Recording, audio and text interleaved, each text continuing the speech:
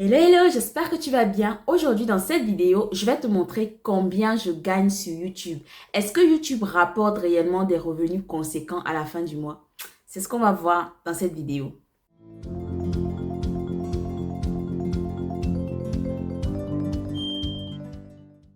Alors, il faut savoir que j'ai débuté YouTube le 8 janvier 2023, mais j'ai été monétisée seulement le 20 mars, si mes souvenirs sont bons, le 20 mars 2024. Donc, je ne vais pas trop blablater, on va passer directement au vif du sujet et après, je vais revenir sur comment est-ce que j'ai fait pour être monétisée, qu'est-ce que j'ai dû mettre en place. Donc, on verra ça dans la suite de la vidéo. Donc, j'ai créé ma chaîne YouTube au mois de janvier 2023 et j'ai été monétisée 1 an et 3 mois plus tard, comme je disais tantôt, donc en mars 2024.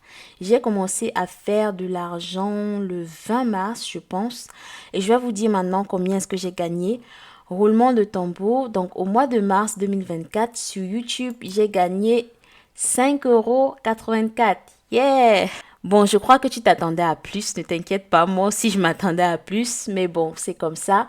Donc voilà comment ça se présente en fait mes revenus. Là, il n'y a rien. Du 1er mars au 16 mars, pardon, au 19 mars, il n'y a rien parce que logiquement, j'étais pas encore monétisée durant toute cette période-là. Donc j'ai été monétisée le 20 mars et j'ai commencé à faire de l'argent. Donc le 20 mars, j'ai gagné 60 centimes. Je pense que c'était mon plus haut revenu. Ou attends, peut-être que je me trompe. Non, c'est le 29 mars, j'ai gagné 64 centimes. Ça, c'était mon plus haut revenu du mois. Et je pense que mon plus bas revenu, c'était le 23 mars où j'ai gagné 33 centimes. Alors ensuite, on continue. Je vais vraiment être très transparente avec vous. Je vais vous montrer clairement ce que j'ai gagné mois par mois. Ensuite, donc, au mois d'avril, j'ai gagné 15 € et 7 centimes. Mon revenu le plus bas, c'était 0,24 centimes et mon revenu le plus haut, c'était 1,11 €. Donc voilà comment la courbe se présente. C'est franchement, c'est pas très régulier. Je sais que c'est en fonction des vues, mais il y a aussi plusieurs autres facteurs qui peuvent expliquer la monétisation. On verra ça plus tard dans les vidéos. Ensuite, donc là, on était en avril ici. Donc maintenant, je vais vous montrer le mois de mai. En mai, j'ai gagné 25,50 €. Il y avait déjà une nette amélioration. Mon revenu le plus haut, je pense que c'était 1,81 € et mon revenu le plus bas, il me semble que c'était 47 centimes. On continue, donc là on était au mois de mai et au mois de juin, j'ai gagné 43,61. Mon revenu le plus haut, c'était le vendredi 21 juin où j'ai gagné 3,58 € quand même. Et mon revenu le plus bas, il me semble que c'était le... Que je dise pas de bêtises. Oui, je pense que c'est celui-là. Le lundi 17 juin où j'ai gagné 59 centimes. Alors ensuite, on continue. Donc le mois de juillet. Au mois de juillet, là on redescend, je gagne 37 centimes. Mon revenu le plus haut, c'était clairement le 31 juillet où j'ai gagné 2,53 € et mon revenu le plus bas, il me semble que c'est là, le samedi 27 juillet où j'ai gagné 0,69 centimes.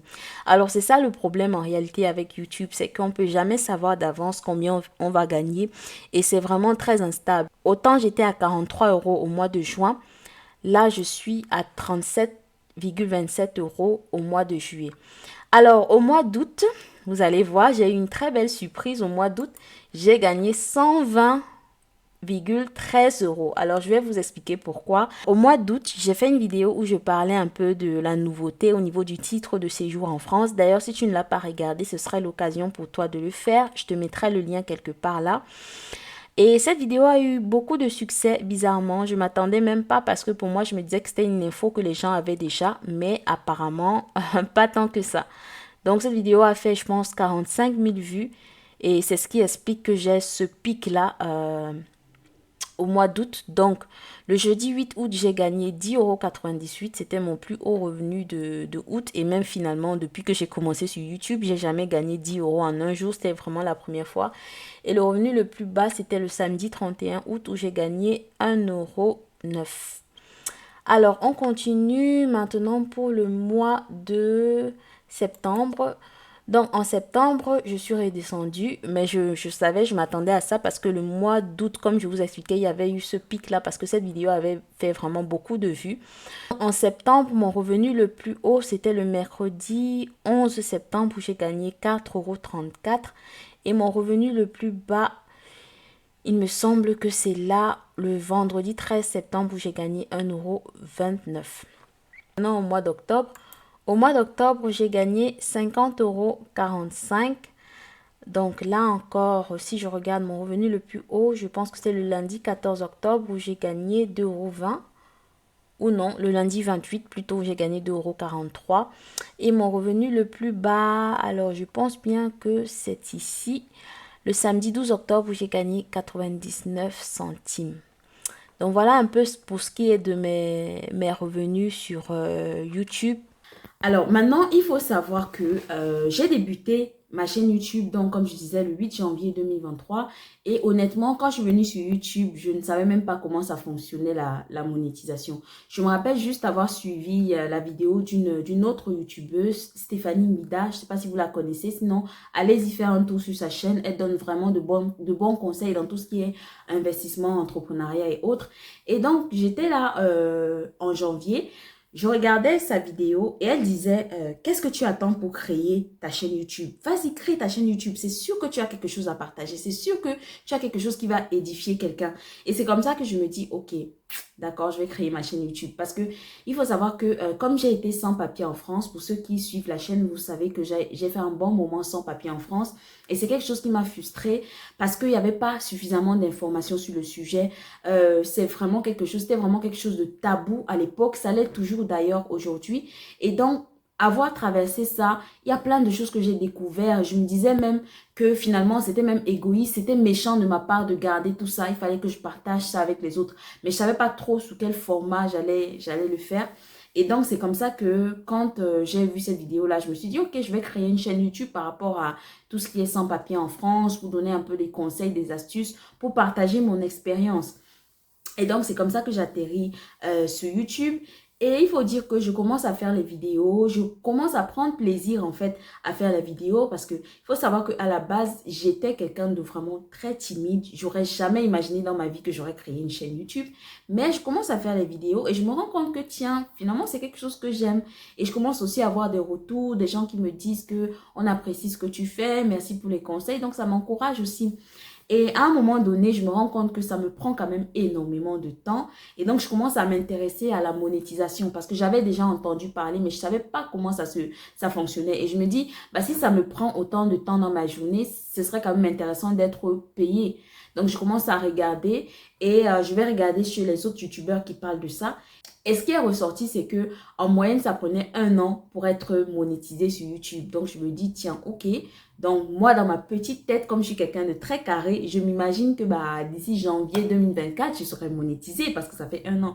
Et non. Déjà, les conditions pour être monétisé, il faut avoir 1000 abonnés et il faut avoir 4000 heures de visionnage sur les 365 derniers jours. Petite précision, 4000 heures de visionnage sur les 365 derniers jours, ça veut dire que si j'ai créé ma chaîne le 8 janvier 2023, au 8 janvier 2024, je devrais avoir 4000 heures de visionnage. Si par exemple, je dépasse et j'arrive peut-être en février, il faut savoir qu'ils vont compter les 365 derniers jours. Donc, ils vont compter à partir de février. Vous voyez, toutes les heures que vous aurez fait en janvier seront perdues. Donc, là, on arrive en décembre 2023 et je me rends compte que bah, j'ai 1300 abonnés, c'est pas mal. Et je vais regarder un peu mes heures de visionnage, mais je n'ai que 2800 heures de visionnage. Et là, je commençais un peu à paniquer parce que je me dis, bah, si je ne fais pas les 4000 heures de visionnage en 1 an, ce qui va se passer, c'est que mes heures de visionnage vont commencer à diminuer en fait, puisque les 4000 heures, il faut les faire sur les 365 derniers jours. Et c'est comme ça que j'étais un peu découragée et je mets une pause à ma chaîne YouTube en décembre parce que comme je vous dis, c'est vrai que mon objectif c'était pas l'argent, mais à un moment donné, quand quelque chose te prend quand même énormément de temps, tu as quand même envie d'avoir une petite rémunération, une petite récompense. Donc je me suis demandé est-ce que ça vaut la peine. Et en plus, la chose qui m'a frustrée réellement, c'est que je suis allée regarder un peu mes stats et je me suis rendu compte que les gens écoutaient mes vidéos en moyenne 2 à 3 minutes. Et là, je me dis, mais si je parle pendant 10 minutes et que les gens n'écoutent que 2 à 3 minutes, est-ce que c'est vraiment pertinent ce que je dis? Est-ce que j'ai vraiment de l'impact? Et donc, j'ai fait une petite pause erreur, si vous venez sur YouTube, ne faites pas de pause. Parce que qu'est-ce qui s'est passé quand j'ai fait la pause en décembre? C'est que, en fait, YouTube, plus tu publies des vidéos, plus il recommande, il met en avant ton contenu. Et moins tu publies, moins il met en avant ton contenu. Ça veut dire que plus tu publies, plus tu auras des vues. Et moins tu publies, moins tu auras des vues. Et donc, c'est comme ça que en janvier, quand je reviens sur YouTube, je rame en fait parce que je me rends compte que mon audience aussi, les gens s'étaient un peu désintéressés parce que ça faisait longtemps que je n'avais pas publié. Mais on va dire par la grâce de Dieu, j'arrive quand même à obtenir finalement les 4000 heures de visionnage au mois de, je pense que c'était au mois de mars. Et donc, comment ça se passe pour être monétisé sur YouTube? Je dois dire que ce que je vais te partager, j'ai entendu un peu sur les différents YouTubeurs, c'est que en réalité, c'est pas YouTube qui nous paye, mais c'est Google AdSense. Donc, en fait, il y a des annonceurs qui viennent mettre des publicités sur les vidéos. Et ces annonceurs-là payent une somme d'argent pour pouvoir mettre les publicités sur la vidéo. Donc, toutes les personnes qui veulent me soutenir, s'il vous plaît, regardez les vidéos. C'est comme ça qu'on gagne de l'argent.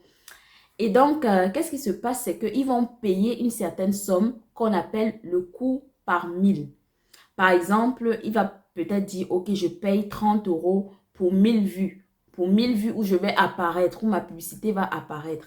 Et sur ces 30 euros-là, YouTube va enlever, bon, aux dernières nouvelles, c'est 45%, mais je vous avoue que moi, dans mes chiffres, je vois que parfois, YouTube a pris 60, 70%. Donc, c'est pour ça que je dis que je ne sais pas trop comment ça fonctionne. Mais en gros, YouTube va prendre une partie et YouTube va vous donner une autre partie.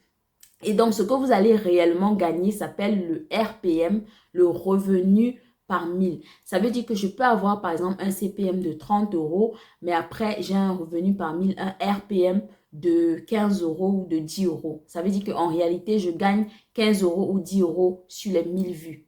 D'accord? Maintenant, le problème, c'est que avoir un CPM ou un RPM de 30 euros, c'est vraiment le rêve. Parce que de ce que j'ai entendu, pour une chaîne YouTube classique, le revenu par 1000, c'est 2 euros. Donc, un YouTuber classique gagne 2 euros pour 1000 vues. Bon, ça, c'est une moyenne, d'accord? Après, il y a des chaînes vraiment qui font des choses extraordinaires et qui se retrouvent à gagner 30 euros pour 1000 vues, 100 euros pour 1000 vues. Donc, ça dépend de plusieurs choses. De ce que j'ai entendu, ça dépend de votre audience. Par exemple, je sais que les YouTubers qui sont aux États-Unis, au Canada, gagnent beaucoup plus parce que les annonceurs, donc les personnes qui mettent la publicité sur YouTube, les entreprises qui mettent la publicité sur YouTube, se disent que il y a plus de pouvoir d'achat aux États-Unis, au Canada. Donc, c'est plus intéressant pour eux. Pour les personnes dont l'audience est plutôt en Afrique ou dans les pays tiers, c'est différent parce qu'on estime qu'il n'y a pas forcément suffisamment de pouvoir d'achat dans ces pays-là. Et donc, la publicité ne va pas forcément rapporter, comment on dit ça, la publicité ne va pas forcément changer leur vente, entre guillemets. Donc, c'est un peu ça. Après, ça dépend aussi du thème dont vous parlez. Je sais que, par exemple, lorsque vous parlez de tout ce qui est finance, comment faire de l'argent, votre revenu par mille est toujours beaucoup plus élevé que quelqu'un, par exemple, qui fait des vlogs ou, je sais pas moi, qui fait des vidéos sur le divertissement et tout ce genre de choses. Donc, ça dépend vraiment de toutes ces choses-là.